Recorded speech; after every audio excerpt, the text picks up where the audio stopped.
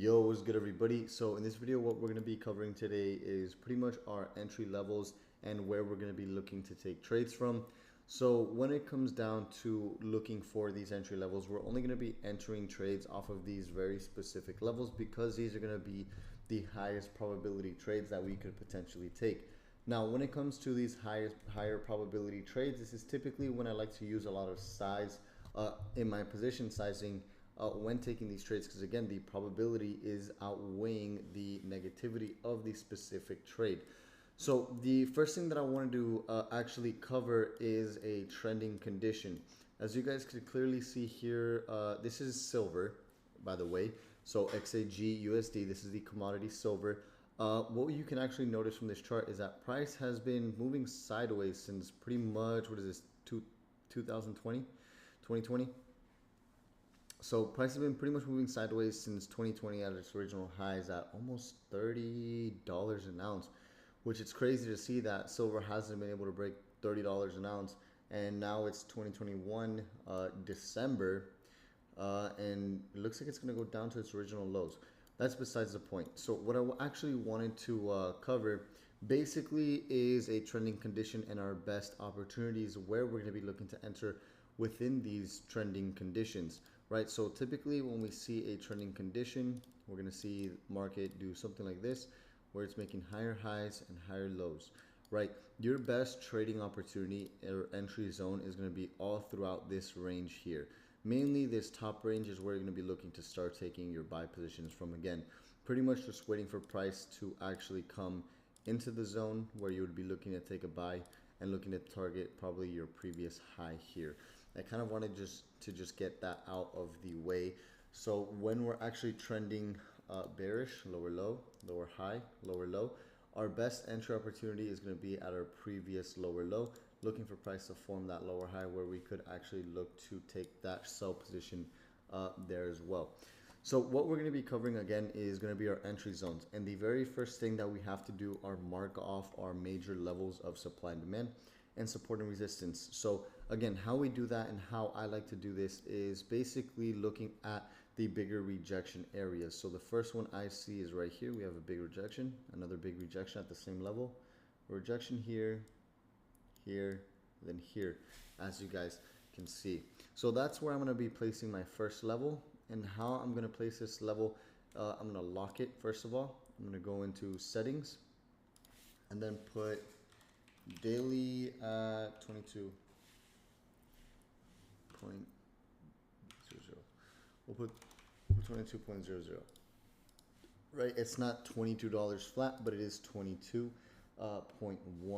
So this is the first level I'm actually going to put. I could even maybe put it down here, probably a little bit lower. So let's unlock this. Possibly even right here would probably be a little bit more accurate there as well. So I'm gonna actually place this, let's just do it right here, just maybe a little bit lower. I'm gonna lock it. So that's my first level, and again, I decided to actually place that level here because of all these rejections. So initially, when price is actually going to be able to go down to that area, we're going to be able to look to take buy positions from that area. That's my first initial reaction that I'm getting from that specific level. Now that we have our first level actually placed, we pretty much are starting to set a foundation for where we could actually look for future trades. So I'm actually going to look to set another level, which is going to be up here. Right up, we could even say right about here. You could set this level. So I'm going to set it here, and I'm going to make this, let's see, what could it be if we take it up to 25. 25 would be a little bit high. So I'm going to leave it right there. Again, we're going to lock it, and we're going to type daily, this is 24, almost 25. Right? Now, it's probably better we put 24.8. We're going to lock it there, and now we have our second level place. I decided to place that level where it is mainly because of relevant price action, where we see this rejection. Then we have support. Again, look at that, support. So notice how once price actually broke under and came back above, the best thing for you to do in this specific situation is for wait for price to actually come back down, test it to see if it would hold the support, and your job is to try and buy somewhere in this area here so you can actually make money off of this move here. So if I were to just go to like an hour time frame where I could break that down a little bit better for you guys, you could see, right? So notice how on the hour it looks a little bit funky, right? But if you were to go back up to the daily time frame, it looks very, very clean, a retest of that area and then a continuation back up. So let's go back to the hour so you can see it. You can see the big differences there right here. So look how many times once price broke back above, it retested this area and it held. So your job is to try and get in on a buy in this area as best as possible. Also notice how price is actually trading under here. That's because this is a level on the daily. If the hour closes under, then that's perfectly fine. It's not always going to look perfect. You have to remember, this supply and demand is going to be an entire zone. It's not going to be a specific price, but more or less a zone. We like to use specific prices so we can get an entry as best as possible when we're looking at the higher time frames. So your job would be to look for an entry somewhere along this area here, right? And the thing about looking to enter, right, all time frames have to be in sync, right? The daily time frame has to be in sync. If you see price on the daily time frame, we're looking at this area here. If you see price close right here at this area on the daily time frame, then you could be like, okay, well, price already closed on the daily here, so the next day could engulf. Whether this day is just fluctuating, which is most likely going to be the case, right? It's not ready to go up. The next day has to open up, form its lows, and then it could actually go up and form the highs. So it's all about timing and patience, right? Because notice how you could have taken an entry off of this level again.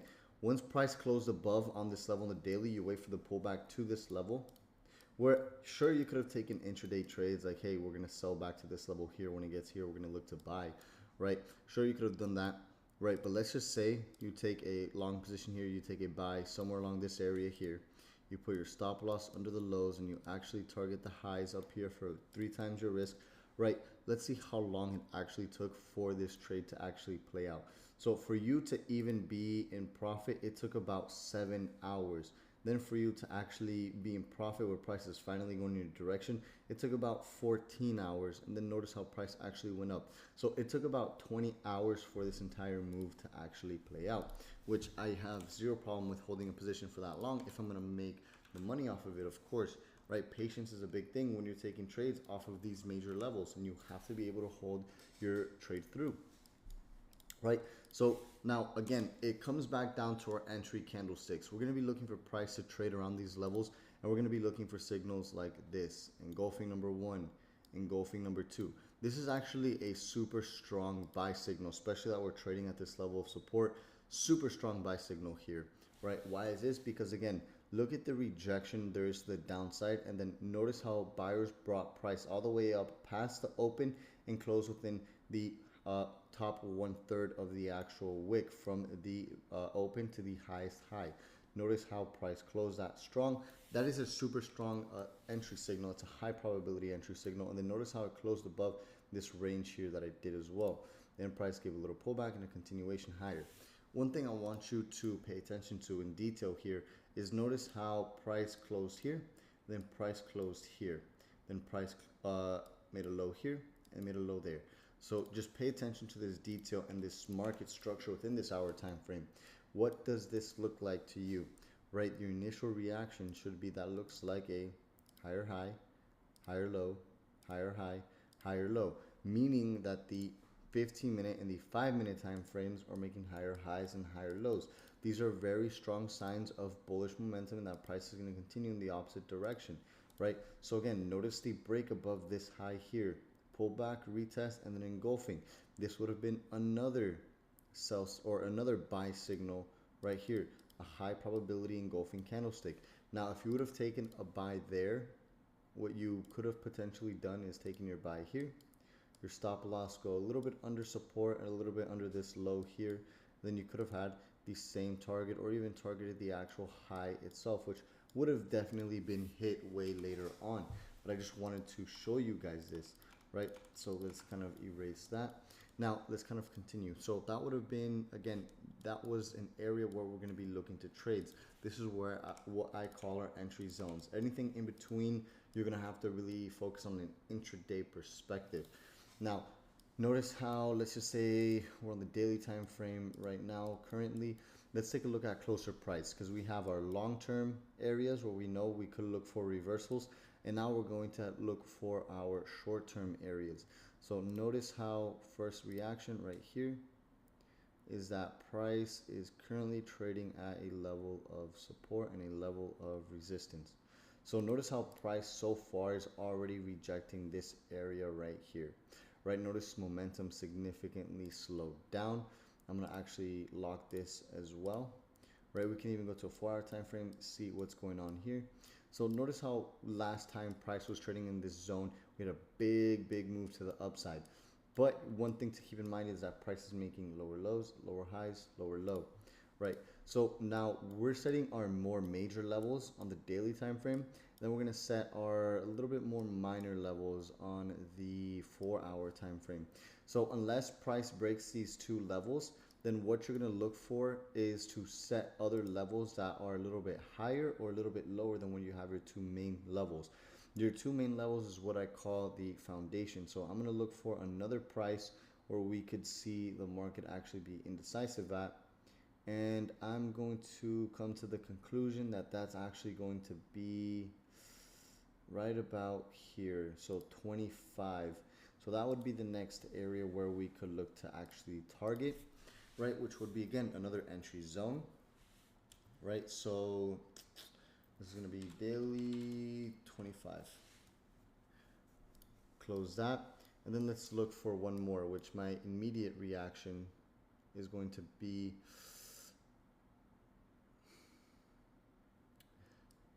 this next level of support. So, okay, if you have trouble ever looking for levels, just zoom out. Once you zoom out, you'll see the bigger picture of things. So yeah, definitely right here would be my next level. I'm going to put another level right here, which is going to be 18. Can we get 19? Yeah, we can put it right here. So 18.95. Let's kind of zoom in a little bit. That's perfect. So 18.95 is going to be my next level. 18. We're going to do daily 18.9. And again, we're still setting up our levels because it's also important because these levels are going to be our same targets, right? But I want you guys to have your higher time frame foundation set up first. So yeah, this level is fine there. Let's go back to current price action, which is going to be in this area here. So we have our foundation, which is going to be here and here. And then we have our other levels where we could wait for price to actually continue to go up. We can even put one more on the top. We could put one probably, yeah, right here is good. This is going to be 28. So daily 28. Press OK. Then we lock. Okay, so now we have our foundation. Now we have our more major levels where we could look for indecision. Now let's go get into our more minor levels so we can actually look to take day trades off of these levels. So when you go to the daily time frame and you look at more relevant price action like this, you'll actually start to see more minor levels here. And what you can actually do, what I like to do is actually draw zones. So I'm going to draw a zone from this point to this point. Right, and then you'll be able to see small indecision with price. So notice how price currently is at a level of support. How you would really set up your trades is, okay, price is at support, right? Price is currently trading at support right now. So I'm only going to be waiting for one or two things. I'm going to wait for price to see if it could pull back up into this other zone, which again, if you go on the daily time frame and you look at it, we have support, resistance, resistance, support, support, and then we have a very clean break, right? So this is a major level with inside of our current price action, right? And again, we're taking trades off of these levels. Notice how we have resistance, resistance, support, support, support. So this is a more major level within current relevant price action where we will be taking trades off of. So now that we have our entry zones, we know that we're only looking to take trades with inside of the zones that we currently have set up, right? So really you have one or two options. In a situation like this, how the weekly closed with a very strong bearish variation, right? We have actually even weekly support right here. We're gonna have to see because the month is about to end, which I'm not trying to bring in, you know, other topics, and I'm just kind of trying to focus on our entry zones here really. But looking at how prices rejected the highs, we could definitely see a little bit of a steeper pullback for commodities. And in a situation like this, right, we could actually see silver pull back to about $20. But anyways, let's kind of just continue with the video. So again, now that we have our zones marked off, we're really only going to be looking to take trades off of these levels here. So now that price is currently, my bad, I had to pause the video. But anyways, now that price is currently trading with inside of these zones, again, I'm going to repeat this one more time. These are going to be the levels we're going to be mainly looking to take trades from. Why? Because we're taking trades at levels of supply and demand, and supply and demand is the way the market moves. We shouldn't really be taking trades at any other level, right? There's going to be levels that are more important than specific levels. Like these major levels are going to be more important than this level or this level. But these are going to be our intraday levels, and we're going to be using these as entries, stop losses, and targets, which right now I kind of just wanted to go over the entry zones. So these are going to be all of our entry zones, and these are going to be our more relevant entry zones. If you missed a trade and you didn't take a trade from that zone, then you're not looking to take a trade there. Just wait, come back the following day, right? So I mean, there's many ways you can actually play this. Like here, there's a minor level of resistance on the hour time frame. I don't know if I personally would have taken a trade here. That's just me. But there's multiple things you can actually wait for nowadays. So one thing, well, not nowadays, but there's multiple things you could wait for, and how you could actually set up your trades around these areas is, okay, I have two options here. Price is in a very strong bearish condition as of right now. We know the weekly time frame has just closed. So most likely what's going to happen is a pullback. Where could we pull back to? That's going to be a great question. So a more major level would be to wait for price to come all the way up to 23.8, which is where we have this zone here, which we can then look to actually sell back down into 22 or 23 flat, where we could actually take profits at, right? Or what we could wait for is a break of this level, a retest of this level, and look to take price all the way back down to 22, to this daily level here. That's how I would be doing things. But again, these are just simply our entry zones on the daily, on the 4-hour time frame. You can also have like your hourly intraday moves, right? This is really gonna be more or less for like very tiny moves, right? You can have a break and retest of this support here. So this is an intraday level. So you know that you could actually potentially look to take price from here all the way down to this low here and set up your risk to reward however you'd like. But those are just kind of intraday levels. I'm not really looking to take trades at those very minor levels because the probability just really isn't that great. We're only really, again, looking to take trades at more major levels where the probability is a lot higher, right? And what we could do is look for entry based off of those smaller time frames. There's, again, many ways that you could actually be taking trades from here. Let me give you another example. So I'm going to move over to gold, right? When it comes down to gold, if you look at the daily time frame, right? Maybe like if you're a little bit newer, you might not be able to spot the trade very easily. But this level, 1795, we have resistance, support, support throughout this range, resistance, right? Notice how price actually came down, closed under 1795 resistance. If you go to a 4-hour time frame, you can see a nice sell signal right here, bearish variation pattern. What do you do in this situation? Well, price was trading down here at one point, so let's just actually wait. And by the way, this big wick is actually just news, right? The best thing for you to do in this situation is wait on the hour time frame for price to pull back into our 1795 level, where we can look to actually take a sell. Now you ask yourself, okay, well, where could we possibly sell to? Well, we could actually look to take a trade, and again, I'm going to use a long and short position. We're going to look to take a trade here at the level.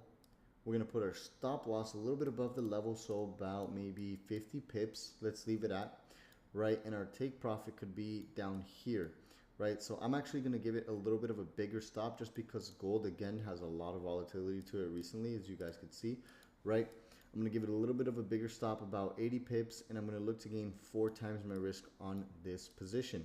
Why am I targeting 1760? Because that is our higher low point. That is our low for November. This is the higher low for November. That is the lowest price that price has actually reached within this specific month. So that's actually going to be my target. And again, all I'm doing is setting up different areas for me to actually look to take a short. If I'm wrong on this position, this is very strong bearish momentum, right? We've pulled back almost practically 100% from the actual move of November. So most likely, again, the probability outweighs the probability to go short outweighs the probability to go long on this specific trade. And again, you just have to ask yourself, why is the probability higher on this side than this side? Well, you have a big bearish move that's pulled back all the way back into support, and then you have a big rejection of the November higher high from October 21st, which the November higher high is also here as well, which is insane. So it's just you building a case as to why you're going to be taking these trades, right? So last but not least, that pretty much sums up the video, and that's how you'd really set up your trade. So hopefully you guys understood the entry zones. In the next few videos, we're going to be looking at specific entry signals. And again, these are going to mainly be trades based off of higher time frames, such as the 4-hour, the hourly time frame, where we could look to take these positions. And if you're someone that's like, okay, well, silver's at support right now, I'm going to buy support and target resistance. That's perfectly fine too. Look what happened last time silver was at this level here, had a big move back up to resistance. Is the probability for that to happen again likely? Yes. Why is that? Because the market tends to repeat itself. It's as simple as that. So you're really just planning out how you're actually going to be taking these trades. So there's going to be multiple people taking multiple trades. Some people are going to say, I'm going to buy silver right now up to this zone here, right, where I'll look to probably sell. If we reject this area, great. Some people are going to be like, well, I'm just going to wait for silver to come up into this area here and then look to sell back down into this area. Great, that's a different trader. Some people are going to be like, I think silver's going to break this area, so I'm going to wait for it to pull back into the area where I'll look to sell again, and then I'll target the next level of supply and demand, which is way down here. And that's just absolutely great. You know, everybody's going to trade very differently. What we all have in common is the end goal is to make money within the market. It's almost as simple as that. So anyways, I'll talk to everybody in the next video where we're going to be learning about entries.